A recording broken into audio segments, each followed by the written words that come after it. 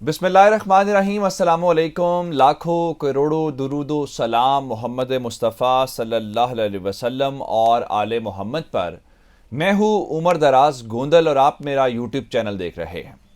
नाज़रीन, ममालिक के अंदर कुछ इस किस्म के दिन मनाए जाते हैं जो उनकी तारीख के हवाले से भी अहम होते हैं, और जो रियासत की ताकत होती है, जो रियासत अपना मकाम साबित करती है, उस दिन ही उसका ख़ास मुजाहरा किया जाता है। मैं 2 दिनों के हवाले से आपको बताऊंगा कि अगर पाकिस्तान की अगर आप बात करेंगे तो 23 मार्च का दिन बहुत इंपॉर्टेंट है। एक तो आज़ादी का दिन तो हर मुल्क ही मनाता है, जैसे पाकिस्तान 14 अगस्त को मनाता है और इंडिया 15 अगस्त को मनाता है, और दूसरी तरफ अमेरिका का भी दिन है। इस तरह हर मुल्क की अपनी आज़ादी का दिन है, बांग्लादेश वाले अपना मनाते हैं। लेकिन उससे हट के भी कोई ना कोई कौमी दिन ऐसा होता है जो कौम की तारीख किसी खास वाक़े के साथ या रियासत अपनी ताकत का मुजाहरा करती है।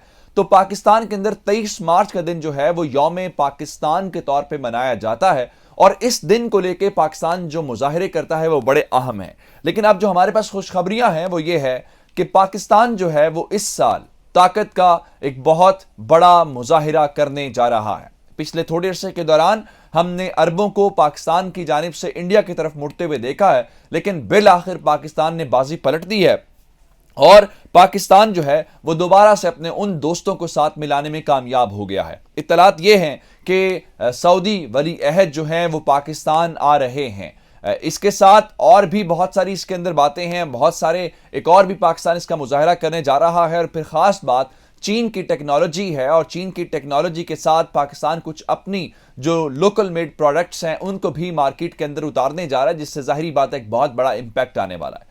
ये तमाम डिटेल्स आपको इस वीडियो के अंदर मिलेंगी। लेकिन अगर आपने अभी तक चैनल सब्सक्राइब नहीं किया और आप चाहते हैं कि आपको मुस्तनद और बर वक्त खबरें मिलती रहें तो हमारा चैनल सब्सक्राइब कर लीजिए, बेल आइकन के ऊपर क्लिक कर लीजिए ताकि हमारी आइंदा आने वाली वीडियोस बर वक्त आप तक पहुंचते रहे। अब पाकिस्तान की बात करें और इंडिया की बात करें तो मैं 2 दिनों के साथ जो है आगे बढ़ना चाहता हूं ताकि आपको इसका थोड़ा सा अंदाजा हो जाए। जो पाकिस्तान के 23 मार्च की जहां तक बात है तो 23 मार्च का जो दिन है वो बुनियादी तौर पे हम 1940 के दिन की मुनासबत से मनाते हैं। 1940 के अंदर पाकिस्तान के शहर जो लाहौर है उसके ऊपर जो इस वक्त जहां पे आपको मीनार पाकिस्तान बना हुआ नजर आता है, वहां पे करारदाद पाकिस्तान मंजूर की गई थी, जहां पे ये फैसला किया गया था कि मुसलमान जो हैं वो एक अलग मुल्क चाहते हैं और हम इस सिलसिले में एक अलग से जो है वो तहरीक चलाएंगे और आज़ाद रियासत चाहते हैं। फिर पाकिस्तान का कॉन्स्टिट्यूशन भी इस दिन अडॉप्ट किया गया। और दूसरी जानिब अगर इंडिया की बात करें तो वो इससे थोड़ा अर्सा पहले ही यानी आज से कोई 4 रोज के बाद अपना रिपब्लिक डे मनाएंगे जो 26 जनवरी को मनाया जाता है। और उनकी खास बात यह है कि इस दिन उनका जो पहला कॉन्स्टिट्यूशन है उसको अडॉप्ट किया गया था। अब होता यह है कि दोनों ममालिक इस दिन अपनी जो मिलिट्री पावर है, जो अपनी पॉलिटिकल पावर है, जो उनकी डिप्लोमेटिक पावर्स हैं, उसका भरपूर इस्तेमाल करते हैं। पाकिस्तान जो है वो इस्लामाबाद के अंदर एक बड़ी परेड का एहतमाम करता है और उस दिन ख़ास मेहमान बुलाए जाते हैं, ख़ास एहतमाम होता है। और इसी तरह से जो इंडिया है वो दिल्ली के अंदर ये सारे का सारा एहतमाम करता है। मैं आपको थोड़ी मिसालें दे के पिछले चंद सालों के अंदर जो है वो क्या कुछ हुआ वो बताना चाहता हूँ, और इंडिया इसको किस तरीके से ट्रीट करता है और पाकिस्तान किस तरीके से ट्रीट करता है। ये दोनों बातें साथ लेके चलेंगे और फिर अगली बातें मैं आ जाऊँगा। पिछले साल इंडिया के अंदर उन्होंने जो बरतानवी वजीर आजम बोरिस जॉनसन है उनको दावत दी थी गेस्ट ऑफ ऑनर के तौर पे या चीफ गेस्ट के तौर पे। लेकिन उस वक्त इंडिया के अंदर जो किसान थे वो भरपूर एहतजाज कर रहे थे, और किसानों के इस एहतजाज की वजह से बोरिस जॉनसन के ऊपर वहां पे जो सिख रहनुमा है उन्होंने लॉबिंग की, उन्होंने दबाव डाला, और दबाव डालने की वजह से जो बोरिस जॉनसन है उन्होंने इस सिलसिले में यहां आने से इनकार कर दिया और आखिरी साल जो है कोई मेहमान इनकी परेड के अंदर शामिल नहीं था। और इस साल इन्होंने क्या किया है, इस साल इन्होंने चंद रोज पहले अगर आपको याद हो जब पाकिस्तान के अंदर ओआईसी समिट हो रही थी तो इन्होंने वहां पे कुछ ममालिक को बुला के एक अपना जो अफगानिस्तान का डायलॉग है उसके ऊपर किया, और उसके बाद ये फैसला ये किया गया कि जो 5 ममालिक हैं जो सेंट्रल एशियन स्टेट्स हैं जो पाकिस्तान के लिए बड़ी इंपॉर्टेंट है और जो अफगानिस्तान के बॉर्डर के ऊपर लगती हैं उनको बुलाया जाएगा, जिसमें काजाकिस्तान है, जिसमें किर्गिस्तान है, ताजिकिस्तान है, तुर्कमानिस्तान है, उज्बेकिस्तान है। और इस सिलसिले में उन ममालिक को कहा गया। लेकिन इस लम्हे आज इंडियन मीडिया ने यह बता दिया है कि ये 5 ममालिक के सरबराह नहीं आ रहे। बहाना जो है वो कोविड का ही बनाया गया है कि जो कोविड के केसेस हैं, आया ये बहाना यही है या इसके पीछे कोई और अवामिल भी हैं, क्योंकि सेंट्रल एशियन स्टेट्स जो हैं वो पाकिस्तान के भी बहुत करीब हैं, इस बारे में कुछ कहना कबल अज़ वक्त है। दूसरी जानिब 2015 के अंदर इन्होंने ओबामा को बुलाया था, अमेरिकी सदर को। यह बहुत बड़ा पावर शो था। इससे आप अंदाजा करें कि छोटा इवेंट नहीं होता। ना आने वाले इसको छोटा इवेंट समझते हैं, ना इसकी मेजबानी करने वाले इसको छोटा इवेंट समझते हैं। 2020 के अंदर इन्होंने ब्राजील के सदर को बुलाया। अब आते हैं पाकिस्तान की तरफ।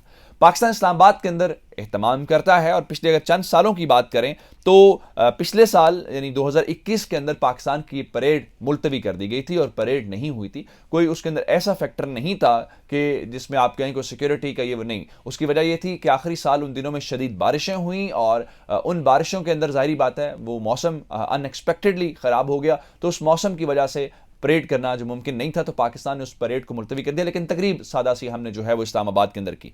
उससे पहले हमने 2019 के अंदर एक बड़ा इवेंट किया था, और जो मलेशिया के उस वक्त प्राइम मिनिस्टर थे महातीर मोहम्मद, उनको पाकिस्तान ने बुलाया था। चूंकि इमरान खान उनके बड़े मद्दाह भी हैं, उनके दोस्त भी हैं, और इस तरह से मैं आपको थोड़ा सा माजी के अंदर और लेके जाऊं तो इससे चंद साल पहले जो है 1997 के अंदर पाकिस्तान ने जो OIC ममालिक हैं उनके हेड्स को इस्लामाबाद बुला के अपनी ताकत का जो मुजाहिरा है वो किया था। ये बताने का मकसद या तारीख बताने का मकसद ये है कि इंडिया भी इसको अपने ताकत के मुजाहिरे के तौर पे अपने, जाहिर बात है हमें डराने की कोशिश करता है, दुनिया को बताना चाहता है कि उसकी स्टैंडिंग क्या है, वो कितना पावरफुल है, और पाकिस्तान भी उसको ये बताने की कोशिश करता है कि उसका दुनिया के अंदर मकाम क्या है। तो ताकत का मुजाहिरा करने के कई तरीके होते हैं। मिसाइल दिखाए जाते हैं, फौज नई टेक्नोलॉजी लेके आती है, टैंक्स मैदान में उतारे जाते हैं, फौज अपने जो आपके तैयारे होते हैं उनका वो फ्लाई पास्ट करते हैं। परेड के अंदर बताया जाता है कि उनकी फौज कितनी एडवांस है, कितनी स्किल्स है, और फिर हत्ता के मिसाल के तौर पे अगर लॉन्चिंग पैड्स लाए जाते हैं, मिसाइल लॉन्चिंग पैड्स होते हैं या दूसरे होते हैं, तो उसके ऊपर बाकायदा अमेरिकी कांग्रेस के अंदर रिपोर्ट जाती है, और उसके अलावा जो इंडिया है वो उसको कैलकुलेट करता है कि चीनी टेक्नोलॉजी है ये पाकिस्तान के पास कैसे आ गई, ये पाकिस्तान की अपनी टेक्नोलॉजी है तो हमारे से कितनी मुख्तलिफ है या हमारे लिए कितना नुकसान है। अब इस सारी सूरत हाल के अंदर दोनों ममालिक एक दूसरे से हमें मुकाबला करते हुए नजर आते हैं। लेकिन इस बार जो पाकिस्तान है उसने थोड़ी सी हिकमत अमली तब्दील की है। जिस तरह 1997 के अंदर पाकिस्तान ने OIC हेड्स को बुला के अपनी ताकत का मुजाहरा किया था, क्योंकि उस वक्त हमने एटमी धमाकों की तरफ जाना था और हमारे ऊपर बहुत दबाव भी था, बहुत प्रेशर भी था चीज़ों का। तो इसलिए इस बार भी पाकिस्तान ने जो इस्लामी ब्लॉक है उसको मैदान में उतारने का फैसला कर लिया है। अब इस्लामी ममालिक से मुराद ये है कि आपको अंदाज़ा होगा अभी थोड़ा अर्सा पहले ही पाकिस्तान ने इस्लामाबाद के अंदर जो इस्लामी ममालिक हैं, जो OIC ममालिक हैं, उनको होस्ट किया है, और अफगानिस्तान के ऊपर हमने एक बड़ा सेशन जो है वो बुलाया है। लेकिन अब हम थोड़ा सा उससे आगे जा रहे हैं। इस्लामी दुनिया के अंदर सऊदी अरब के एक अपना पोजीशन है, आप उससे इख्तलाफ करें या उससे इत्तेफाक करें, लेकिन बहरहाल वो एक डोमिनेंट कंट्री ज़रूर है, या उसकी एक पोजीशन जो है वो प्रोमिनेंट ज़रूर है। तो पाकिस्तान ने इस बार जो इससे पहले ये अबू धाबी को बुला चुके हैं और इस किस्म के इंडिया वाले कर चुके हैं, तो अब उन्होंने जो सऊदी वली अहद हैं शहजादा मोहम्मद बिन सलमान, पाकिस्तान ने उनको इस लम्हे तक जो है वो इस अपनी परेड 2022 का चीफ गेस्ट बनाने का फैसला कर लिया है। और इत्तलात ये हैं कि शायद सऊदी अरब की जानिब से भी ग्रीन सिग्नल दे दिया गया है। तो मुमकिना तौर पर जिसके गालिब इम्कानात यही हैं कि जो मोहम्मद बिन सलमान हैं वो 2022 के अंदर पाकिस्तान आएंगे।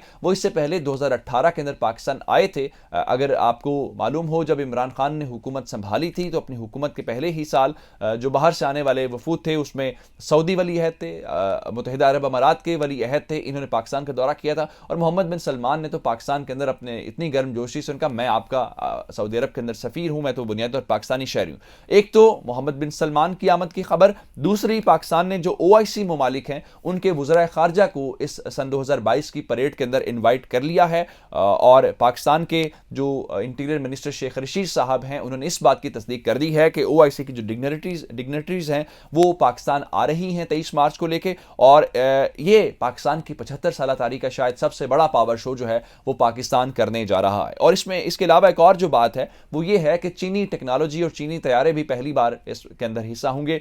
चूंकि आपने देखा कि राफेल तैयारे, आपने देखा कि S-400 हमारे मुकाबले में उतारे गए हैं, तो पाकिस्तान इस बार J-10C जो तैयारे हैं वो चीन से हासिल किए हैं और वो तकरीबन 2 दर्जन के करीब तैयारे पाकिस्तान को मिले हैं। उनमें से कुछ की डिलीवरी हो चुकी है, कुछ की डिलीवरी होने जा रही है। तो 23 मार्च की परेड के अंदर जो है वो पाकिस्तान के अंदर चीनी तैयारों और चीनी टेक्नोलॉजी का भी भरपूर मुजाहरा किया जाएगा। और इसके अलावा कुछ लोकल मेड ड्रोन्स भी पाकिस्तान की फौज उस दिन दिखाएगी, कुछ मिसाइल्स हैं और इसके अलावा टैंक्स और मुख्तलिफ किस्म की टेक्नोलॉजीज़ हैं जो उस दिन पाकिस्तान उनका मुजाहरा करके बुनियादी तौर पर अपने हमसाया और अपने दुश्मन मुल्क को जो है ये सबक देने की और बताने की कोशिश करेगा कि आपने बिल्कुल भी इस तरह से नहीं समझना हम अपने दिफा से गाफिल हैं। पाकिस्तान अपने दिफा से गाफिल नहीं है, बल्कि पाकिस्तान अपने दुश्मनों को भरपूर जवाब देने के लिए हम वक्त तैयार है। मुझे उमर दराज गोंदल को फेसबुक, ट्विटर, इंस्टाग्राम के ऊपर फॉलो कर सकते हैं। मेरा यूट्यूब चैनल सब्सक्राइब कीजिएगा। आपकी समातों का बहुत शुक्रिया। खुदा हाफिज।